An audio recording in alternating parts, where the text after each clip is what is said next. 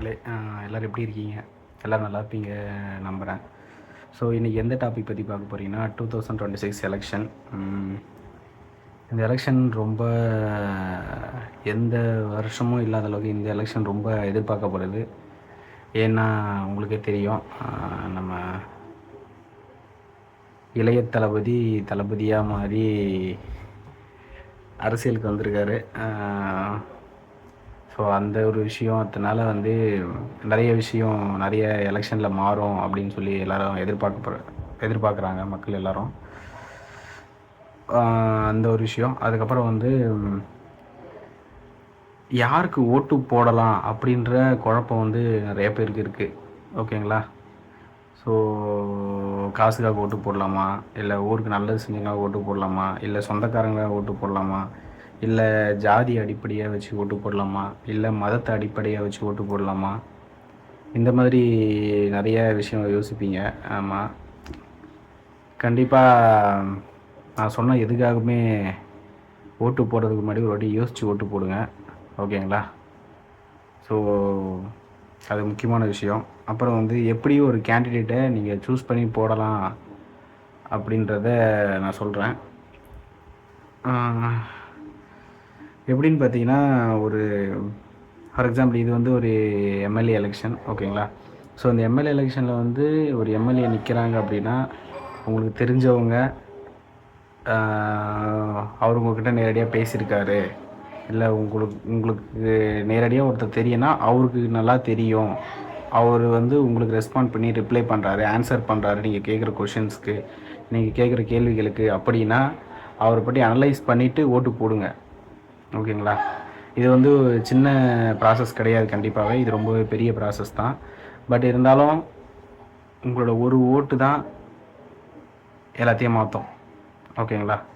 So உங்கள் ஊர் எப்படி இருக்கணும் அப்படின்றதையும், நீங்கள் எப்படி இருப்பீங்க அப்படின்றதையும், உங்களுடைய ஸ்டேட் எப்படி இருக்கணும் அப்படின்றதையும் அதுதான் தீர்மானிக்க போகுது.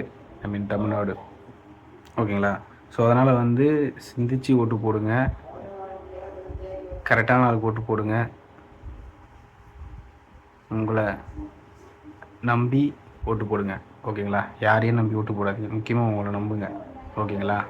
அவன் இது கொடுப்பான், இவன் அது கொடுப்பான், கண்டிப்பாக ஓட்டு போட்டிங்கன்னா ஏமாந்து தான் போவீங்க. ஓகேங்களா? ஈவன் அது யாராக இருந்தாலும் சரி. ஸோ அதனால் ஒரு சில விஷயம் சொல்கிறேன், அதை மட்டும் நோட் பண்ணிக்கோங்க. ஓகேங்களா? ஒருத்தர் எலெக்ஷன் நிற்கிறார் அப்படின்னா அவர் உங்கள் ஊரில் இருக்கவங்க கடைசியில் இருப்பாங்க. ஓகேங்களா? அதை எப்படிலாம் நீங்கள் எடுத்துக்கலாம். அவங்க வரைக்கும் அவர் தெரியணும். ஓகேங்களா?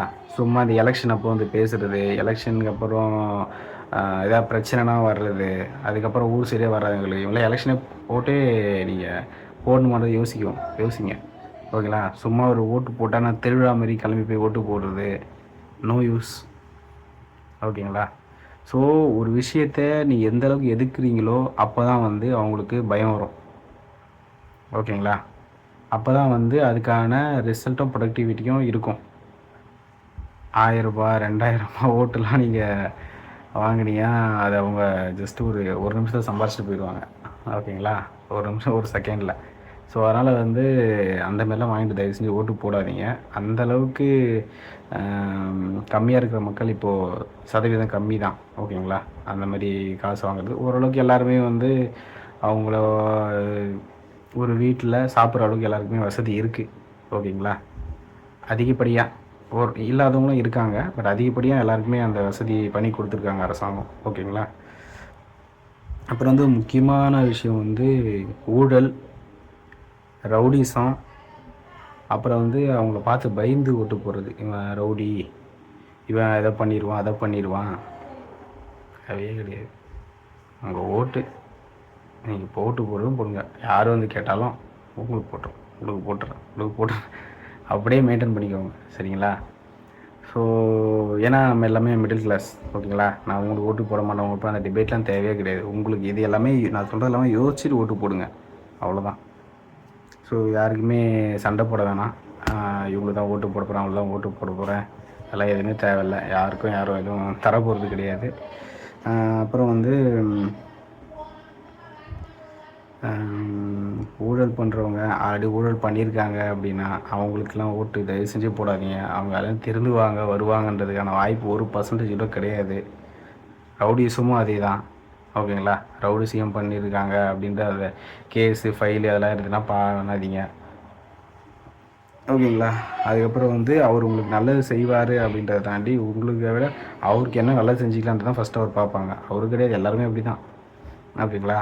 ஸோ அதுக்காக ஒரு சில விஷயம் நான் சொல்லணும்னு ஆசைப்பட்றேன். ஒரு எம்எல்ஏக்கு மாத சம்பளம் எவ்வளோ அது நிறைய பேருக்கு தெரிஞ்சிருக்காது. 1,05,000 2,85,000 வரைக்கும் அப்ராக்சிமேட் சேல்ரி ஒரு மாதத்துக்கு. ஓகேங்களா? ஸோ அதுக்கப்புறம் வந்து காரு, மொபைலு, அப்புறம் வந்து இந்த போஸ்டல் அனுப்புறது, இது எல்லாத்துக்குமே சேர்த்து மாதத்துக்கு 50,000 ரூபா. ஓகேங்களா? ஸோ இது இல்லாமல் பென்ஷனும் இருக்குதுன்னு நினைக்கிறேன், எக்ஸாக்டாக எனக்கு தெரியல. ஓகேங்களா? ஸோ இவ்வளோ ஃபெசிலிட்டி கொடுத்தும் அவங்க எப்படி இருக்கான்னு பாருங்கள். இந்த சம்பளத்தை ஒரு ஐடி கம்பெனியில் ஒர்க் பண்ணுறவங்க வாங்குகிறாங்க. பட் அவங்களோட ஸ்டேட்டஸை பாருங்கள், ஒரு அரசியல்வாதியோட ஸ்டேட்டஸை பாருங்கள், அதை விட ஒரு 100 மடங்கு எக்ஸ்ட்ரா இருப்பார். எப்படி சம்பாரிச்சாங்கன்னு யோசிங்க. ஓகேங்களா? எல்லோரும் சம்பாதிக்க தான் வந்திருக்காங்க அப்படிலாம் கிடையாது. நீங்கள் போகிற ஒரு ஹோட்டல் தான் அவங்க சம்பாதிக்கிறாங்க. ஓகேங்களா? ஸோ அதனால் வந்து சிந்திச்சு ஓட்டு போடுங்க. யாருக்காகவும் காசு வாங்கிட்டு ஓட்டு போடாதீங்க. நீங்கள் காசு வாங்கலைனாலே வந்து அவங்க ரொம்பவே பயப்படுவாங்க. மக்கள் தெளிவாக இருக்காங்க அப்படின்னு சொல்லிட்டு காசு தயவு செஞ்சு வாங்காதீங்க. ஓகேங்களா? தேங்க்யூ. வேறு ஏதாவது எலெக்ஷன் பற்றி பேசணும் ஏதாவதுன்னா நீங்கள் கமெண்ட்டை சொல்லுங்கள், நம்ம பேசலாம். தேங்க்யூ.